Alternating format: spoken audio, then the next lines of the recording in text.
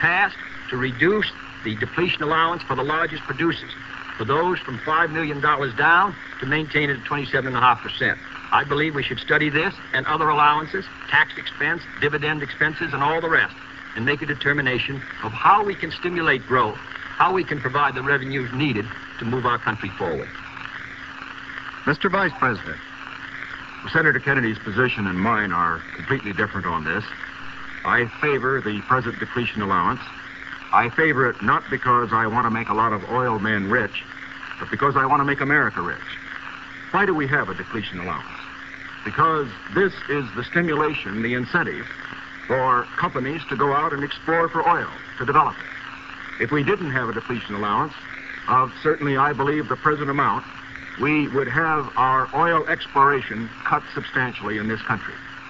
Now, as far as my position then is concerned, it is exactly opposite to the Senator's, and it's because of my belief that if America is going to have the growth that he talks about and that I talk about and that we want, the thing to do is not to discourage individual enterprise, not to discourage people to go out and discover more oil and minerals, but to encourage them. And so he would be doing exactly the wrong thing. One other thing. He suggests that there are a number of other items in this whole depletion field that could be taken into account. He also said a moment ago that we would get more money to finance his programs by revising the tax laws, including depletion. I should point out that as far as depletion allowances are concerned, the oil depletion allowance is one that provides 80% of all of those involved in depletion. So you're not going to get much from revenue insofar as depletion allowances are concerned unless you move in the area that he indicated. But I oppose it. I oppose it for the reasons that I mentioned. I oppose it because I want us to have more oil exploration and not less. Gentlemen, if I may remind you, time is growing short, so please keep your questions and answers as brief as possible, consistent with clarity. Mr. Von Frem for Vice President Nixon. Mr. Vice President, in the past 3 years, there has been an exodus of more than $4 billion of gold from the United States, apparently for two reasons.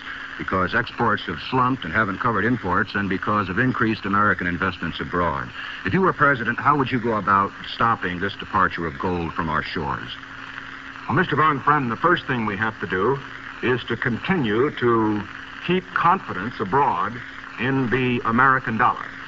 That means that we must continue to have a balanced budget here at home in every possible circumstance that we can. Because the moment that we have loss of confidence in our own fiscal policies at home, it results in gold flowing out. Secondly, we have to increase our exports as compared with our imports. And here we have a very strong program going forward in the Department of Commerce. This one must be stepped up. Beyond that, as far as the gold supply is concerned, and as far as the movement of gold is concerned, we have to bear in mind that we must get more help from our allies abroad in this great venture in which all free men are involved of winning the battle for freedom. Now, America has been carrying a tremendous load in this respect. I think we have been right in carrying it. I have favored our programs abroad for economic assistance and for military assistance. But now we find that the countries of Europe, for example, that we have aided, and Japan that we've aided in the Far East, these countries, some are former enemies, some are friends, have now recovered completely. They have got to bear a greater share of this load of economic assistance abroad. That's why I am advocating and will develop during the course of the next administration, if of course I get the opportunity, a program in which we enlist more aid from these other countries on a concerted basis in the programs of economic development for Africa, Asia, and Latin America. The United States cannot continue to carry the major share of this burden by itself. We can carry a big share of it, but we've got to have more help from our friends abroad, and these three factors, I think, will be very helpful in reversing the gold flow which you spoke about. Senator Kennedy. Just to correct the record, Mr. Nixon said on depletion that his record was the opposite of mine. What I said was that this matter should be thoroughly gone into to make sure that there aren't loopholes. If his record is the opposite of that, that means that he doesn't want to go into it.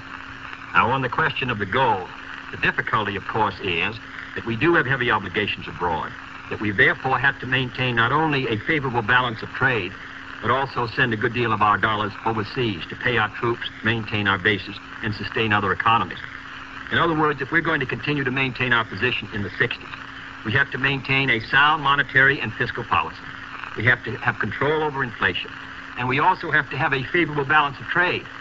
We have to be able to compete in the world market. We have to be able to sell abroad more than we consume from abroad if we're going to be able to meet our obligations. In addition, many of the countries around the world still keep restrictions against our goods, going all the way back to the days when there was a dollar shortage. Now there isn't a dollar shortage, and yet many of these countries continue to move against our goods. I believe that we must be able to compete in the market, steel and in all the basic commodities abroad. We must be able to compete against them because we always did because of our technological lead. We have to be sure to maintain that. We have to persuade these other countries not to restrict our goods coming in, not to act as if there was a dollar gap. And third, we have to persuade them to assume some of the responsibilities that up till now we've maintained to assist underdeveloped countries in Africa, Latin America, and Asia make an economic breakthrough on their own.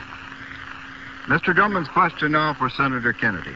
Senator Kennedy, a question on American prestige. In light of the fact that the Soviet ambassador was recently expelled from the Congo and that Mr. Khrushchev has this week canceled his trip to Cuba for fear of stirring resentment throughout all Latin America, I would like to ask you to spell out somewhat more fully how you think we should measure American prestige to determine whether it is rising or whether it is falling. Well, I think there are many tests, Mr. Drummond, of prestige. And the significance of prestige, really, is because we're so identified with the cause of freedom. Therefore, if we're on the mount, if we're rising, if our influence is spreading, if our prestige is spreading, then those who stand now on the razor edge of decision between us or between the communist system, wondering whether they should use the system of freedom to develop their countries or the system of communism, they'll be persuaded to follow our example. There have been several indications that our prestige is not as high as it once was. Mr. George Allen, the head of our information service, said that a result of our being second in space in the Sputnik in 1957, and I quote him, I believe, I paraphrase him accurately, he said that many of these countries equate space developments with scientific productivity and scientific advancement. And therefore, he said, many of these countries now feel that the Soviet Union, which was once so backward, is now on a par with the United States. Secondly, the economic growth of the Soviet Union is greater than ours. Mr. Dulles has suggested it's from 2 to 3 times as great as ours. This has a great effect on the underdeveloped world, which faces problems of low income and high population density and inadequate resources. 3, a Gallup poll taken in February asked people in 10 countries which country they thought would be first in 1970, both scientifically and militarily. And a majority in every country except Greece felt that it would be the Soviet Union by 1970. 4, in the votes at the UN, particularly the vote dealing with Red China last Saturday, we received the support on the position that we had taken of only 2 African countries. One, Liberia, which has been tied to us for more than a century, and the other, Union of South Africa, which is not a popular country in Africa. Every other African country either abstained or voted against us. More countries voted against us in Asia on this issue than voted with us. On the neutralist resolution, which we were so much opposed to, the same thing happened. The candidate who was a candidate for the president of Brazil took a trip to Cuba to call on Mr. Castro during the election in order to get the benefit of the Castro supporters within Brazil. There are many indications. Guinea and Ghana, 2 independent countries within the last 3 years. Guinea in 57, Ghana within the last 18 months, both now are supporting the Soviet foreign policy at the UN. Mr. Herter said so himself. Laos is moving in that direction. So I would say our prestige is not so high. No longer do we give the image of being on the rise. No longer do we give an image of vitality. Mr. Vice President. Well, I would say, first of all, that Senator Kennedy's statement that he just made is not going to help our Gallup polls abroad. And it isn't going to help our prestige either. Let's look at the other side of the coin. Let's look at the vote in the Congo. The vote was 70-0 against the Soviet Union. Let's look at the situation with regard to economic growth as it really is. We find that the Soviet Union is a very primitive economy. Its growth rate is not what counts. It's whether it is catching up with us, and it is not catching up with us. We're well ahead, and we can stay ahead, provided we have confidence in America and don't run her down in order to build her up. We could look also at other items which Senator Kennedy has named. but I will only conclude by saying this. In this whole matter of prestige, in the final analysis, it's whether you stand for what's right. And getting back to this matter that we discussed at the outset, the matter of Quemoy and Matsu, I can think of nothing that will be a greater blow to the prestige of the United States among the free nations in Asia than for us to take Senator Kennedy's advice to go against what a majority of the members of the Senate, both Democrat and Republican, said in 1955, and to say in advance, we will surrender an area to the communists.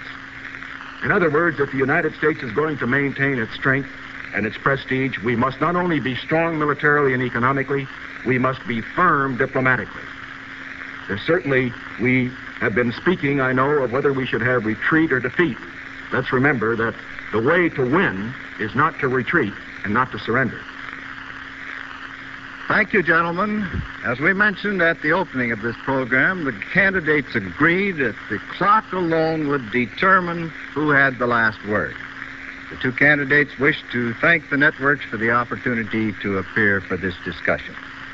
I would repeat the ground rules likewise agreed upon by representatives of the two candidates and the radio and television networks. The entire hour was devoted to answering questions from the reporters. Each candidate was questioned in turn, and each had the opportunity to comment on the answer of his opponent. The reporters were free to ask any question on any subject. Neither candidate was given any advance information on any question that would be asked. Those were the conditions agreed upon for this third meeting of the candidates tonight. Now, I might add that also agreed upon was the fact that when the hour got down to the last few minutes, if there was not sufficient time left for another question and suitable time for answer and comment, the questioning would end at that point. That is the situation at this moment. And after reviewing the rules for this evening, I might use the remaining few moments of the hour to tell you something about the other arrangements for this debate with the participants a continent apart. I would emphasize first that each candidate was in a studio alone except for 3 photographers and 3 reporters of the press and the television technicians. Those studios identical in every detail of lighting, background, physical equipment, even to the paint used in decorating. We newsmen in a third studio have also experienced a somewhat similar isolation. Now, I would remind you the fourth in the series of these historic joint appearances scheduled for Friday, October 21st. At that time, the candidates will again share the same platform to discuss foreign policy. This is Bill Shadell. Good night.